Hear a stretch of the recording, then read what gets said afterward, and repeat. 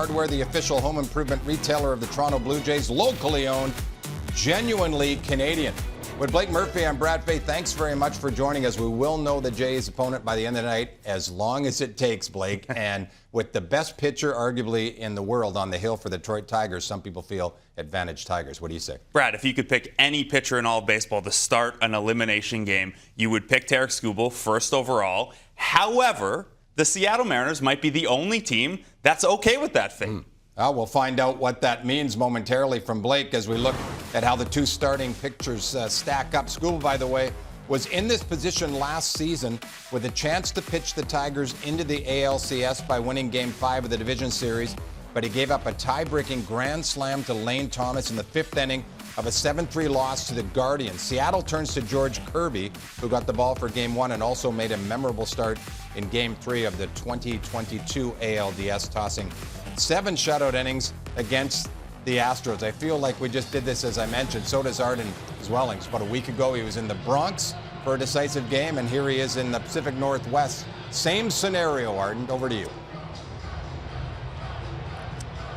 Yeah, and another raucous atmosphere, Brad. I've been in a few. That's the one we referenced earlier against Tarik Skubal. He and the Tigers certainly got some revenge, but now it's about one game against the Mariners. And Arden touched on what you had talked about off the top, explaining that the Mariners like to face Tarik Skubal. Why is that the case? Now, to understand why the Mariners might do well against them, we need to know what makes Tarik Skubal so special in general. And it's a 2.21 ERA. It's one of the best strikeout-to-walk ratios we've ever seen over a full season for a starting pitcher. And it's going to start with a pair of fastballs. He throws a fastball and a sinker that are up around 97 and 98. But what's surprising when you hear 97, 98 is it's the changeup that is his best pitch. By run value, it was the best pitch in all of baseball this year. So when you swung at Tarik Skubal's changeup, which he throws in the zone a bunch, you swung and missed almost 50% of the time. Hitters hit just a $154 against it. So I started to look. Maybe the Mariners are a team that just hit changeups really well. And that's true. Against lefty changeups, the Mariners were a top 5 offense this year by run value. They hit it pretty well for average. They hit it pretty well for slug. They do not do well, though, against top-end lefty velocity. So this is interesting to see if Skubal changes his game plan a little bit here, where he normally wants to throw that changeup a ton. The Mariners have done well against it. Does he peel off? Does he see the 4.58 ERA against the Mariners? Or does he look at his individual versus the batter's stats for each of these Mariners and see that, yeah, J.P. Crawford, 5 for 8 against them. Jorge Polanco, Arden laid it out. He's hitting .310 against him. He has 3 home runs, including a pair of big ones in Game 2. But it is not universal that everyone on this Mariners team has had success against Tarik Skubal. It's really just those two guys, and then, you know, a bad break here, a bad break there. If you're Tarik Skubal, I think you just stick to your game plan here and be Tarik Skubal. Yeah, Tigers and their fans will take their chances with that guy on the hill. A writer for Fangraphs polled every pitcher who started multiple times in a single postseason series since 2021. It's happened 54 times. What he learned was that on average, pitchers performed worse in their second start, with their ERA rising by nearly 2 runs. Take that for what it's worth as Skubal prepares to make his second start of the series. Same deal with George Kirby. Just over 30 years ago, almost to the day, the Mariners had their mixed results for every team. We saw the Yankees bullpen, it didn't get it done. The Mariners made a couple of moves, helped them get to this point, but they haven't necessarily been explosive yet in putting them over the top. The Mariners weren't supposed to have offensive issues come postseason when you add Eugenio Suarez and Josh Naylor at the trade deadline. They are combined 5 for 32 so far here, and to say the Mariners need to get those guys going is an understatement, especially when you're up against Tarik Skubal. In the case of Suarez, he has a home run in the series, but he has struck out a lot, and he has struggled to hit in Seattle, and that goes back to his first stint as a Mariner. Now, with Naylor, Canada's own, this is a guy who almost hit 300 this year, who hit 20 home runs, who, believe it or not, stole 30 bases. He's one of the most clever base stealers in the entire league. And if you're going to have trouble getting runners on base against Tarik Skubal, wouldn't it be valuable to be able to take an extra 90 feet? Naylor also pretty solid against lefties, despite being a left-handed hitter. And Kerry Carpenter's presence in this game, what might happen? Well, George Kirby is going to start. Now, I don't know how long he stays in there. Arden laid out that Luis Castillo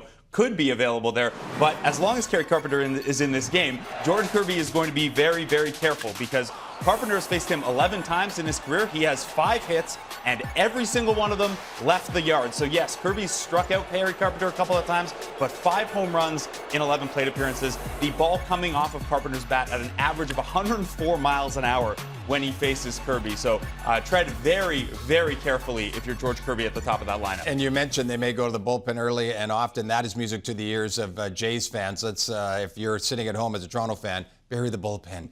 Game 1 will be an interesting situation, whoever is there on Sunday in the ALCS. Let's get to the big board presented by Bet365 and send you to Arden's Welling at T-Mobile. With Detroit, Seattle's got a bit of a geographical rival because of the fans in Vancouver. There's history between the teams. Detroit and Toronto have never played in the playoffs, but 87 felt like it. It feels like a playoff series every time the Mariners and Jays play.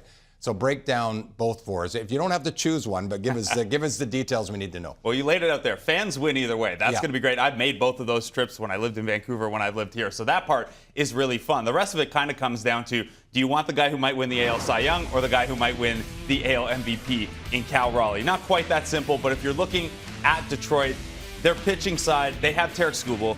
They kind of piece it together after that, but A.J. Hinch is one of the best managers in the league at mixing and matching his relievers.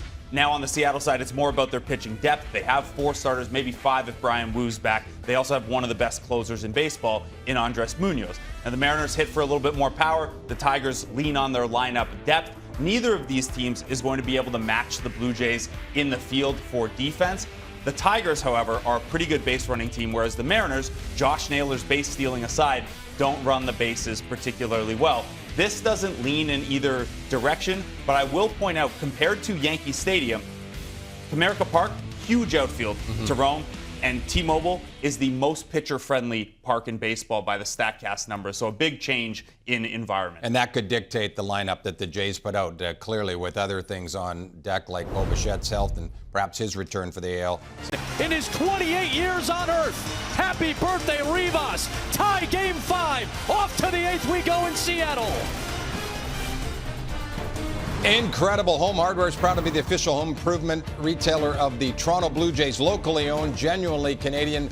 Blake Murphy, the decision to pull Tarik Skubal backfires. How did the Mariners capitalize? Yeah, absolutely. Tarik Skubal had 26 swing and miss. We talked about how the Mariners maybe had his number prior to this. Not tonight. They go to Kyle Finnegan instead, and they just kind of chip away. They decide to leave Kyle Finnegan in against the lefty Josh Naylor, who comes up with his second big hit of the game, and then some terrific gamesmanship where Garver's the batter, righty on righty against Finnegan. They bring in a lefty pinch hitter, so A.J. Hinch counters with a lefty reliever, and then Dan Wilson sacrifices his own pinch hitter for a righty to get that platoon advantage. Leo Rivas with the biggest hit of his career, tie ball game, and man, you got to think, would Tarik Skubal's 100th pitch have been better than the Finnegan-Holton mix?